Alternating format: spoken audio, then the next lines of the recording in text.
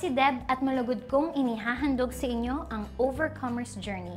Dito, tatalakayin natin muli ang mga kwento ng mga pasyenteng sinubok ng kanilang mga sakit.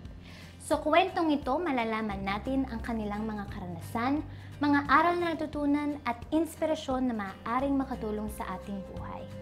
Sa ngayon, balikan natin ang kwento ng isang breast cancer overcomer na si Ma'am Mary Jane Tapok. Nalaman ko yung sakit ko nung May 2021. Tapos sabi nga ng surgeon sa akin na kailangan ma-operahan kayo, ma-biopsy. Tapos yung nalaman na may breast cancer, ductal carcinoma. Kailangan tanggalin daw yung buong breast. Hindi man iisip mo, hindi palagay. Dasal sabi ko, ano kayang dapat kong gawin? Bigyan ako ng say ng Diyos na malagpasan ko ito lahat. Kasi alam ko may dahilan naman siya eh. Hindi naman niya ibibigay ito sa atin. At ngayon, matapos ang isang taon nang mapanood ninyo ang kanyang testimony, kasama na po natin si Ma'am Mary Jane Tapok. And thank you so much, Ma'am, for joining us here in Overcomer's Journey. Kamusta na po kayo? Mabuti po. After how many years na po kayong nagpapauso? 1 year na rin mahigit. 1 year. 1 year na po talagang matagal na po kayo nagpapauso, no? Balikan po natin yung nakaraan, yung inyo pong journey nung kayo po ay na-diagnose. Pwede niyo po bang ikwento sa amin kung ano po yung naramdaman niyo nung na-diagnose po kayo ng breast cancer?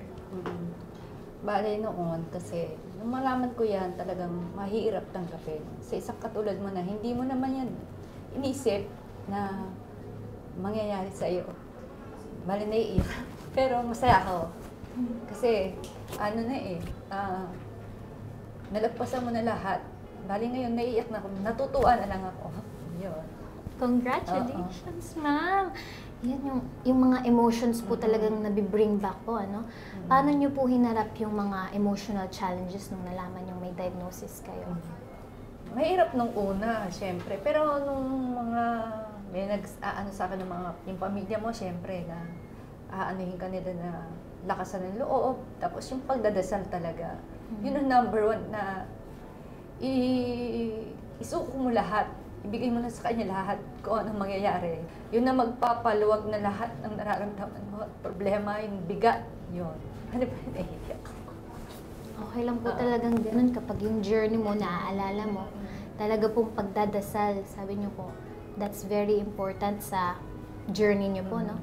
Pagdating po sa pagpapagaling, ano po yung talagang nag-inspire sa inyo na, magpapagaling talaga ako? Kailangan lakasan mo rin loob mo para yung pamilya mo, lalaban din sila. Ganon. Kasi may nakakausap na rin ako na may mga sakit na ganito. Talagang nag-research din ako. Ang payo nila sa akin na lakasan mo yung loob mo, yung magdadasal ka, maging positive ka lang. Ganon. Kasi hindi lang naman ikaw ang lumalaban din. Sabi yung ganon nila sa akin. So parang, ano lang yan. Talaga sa Diyos ka talaga. Talagang sa Diyos po, no? At saka sobrang importante po yung mindset na dapat positive. Positive po palagi. Pero siyempre nung una, hindi naman agad-agad na parang siyempre nung una parang bumagsak talaga yung mundo sa'yo. Sabi, iisipin mo, bakit nangyari sa'yo yan? Bakit ikaw?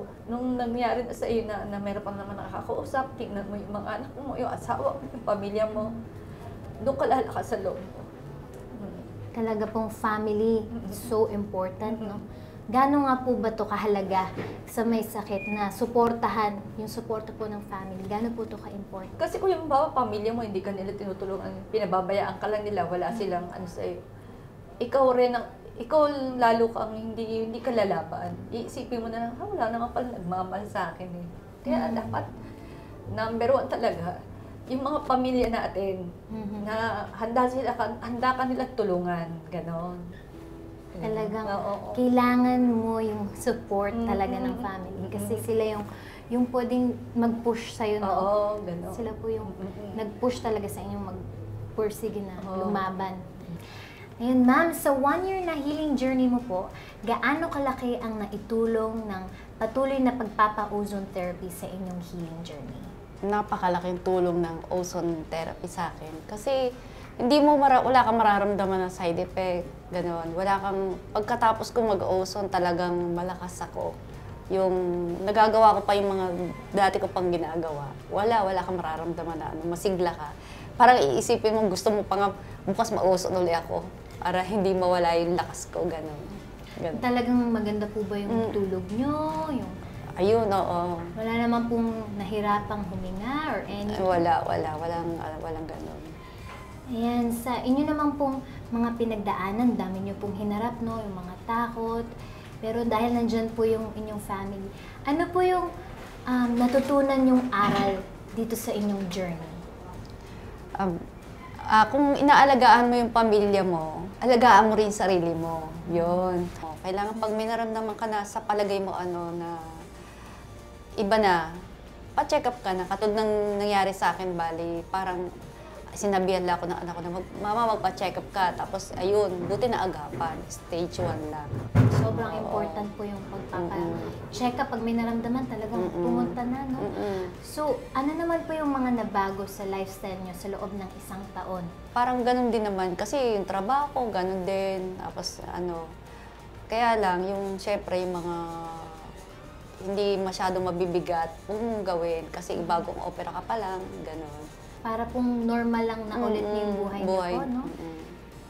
Ayan. After po kayong nakita sa video, may mga nag-reach out po ba sa inyo about ozone? Meron din naman. Tapos sinasabi ko lang sa kanila na subukan nila, walang masama. Tapos meron din, may pinapayuhan din ako na at mag-ano ka na agad, mag-ozone ka na, o kaya mag-inquire ka na agad kay doktora, mabait si doktora, napakabait. Yung pinaliwanag sa akin ni Doktora Rio Barales na ganito ang mangyayari sa'yo, ganyan-ganyan. Tapos huwag kang matakot, ganyan, gagaling ka, lalakas. Doon ako nabuhayan lalo. Tapos nagpa-therapy na ako ng ozone na naranasan ko na, parang wala kang mararamdaman na side effect, di ka manghihina, lumakas ka pa. Talagang ang dami pong naitutulong nila doktora pagdating sa pag-motivate. Kamusta naman po yung mga supplementation? Dire-diretso ko pa siyang iniinom. Yan ang hindi ko talaga inaano na mawawala sa akin. May mga nakilala ka na rin po ba na mga overcomers? Meron din naman ako mga nakakausap. Bale, nung una rin, ganun din, nagpapauson ako ng first time na sila rin na parang nag-aano rin sa akin na ito naranasan ko, ito yung mga nangyari sa amin. Parang hindi ako natatakot na ipagsabi sa mga kakilala ko o kaya sa mga tao na mag-ozone kayo. Kung pwede nga lang, isa-isahin ko magbigay ng leaflet, parang ganun. Talagang naranasan niyo po yung mga positive effects, pati yung community po, no? Mga overcomers, nakakachika niyo pa sila. Ayun ma'am, no? Nagiging living testimony pa po kayo sa mga kasabay niyo po ng mga may sakit. Talagang nakaka-inspire po talaga yung journey niyo and yung kwento niyo po. Ayan po. Ano naman po yung mga message of encouragement para sa iba pong mga taong may cancer o iba't ibang uri ng sakit na naghahanap po ng pag-asa at lakas?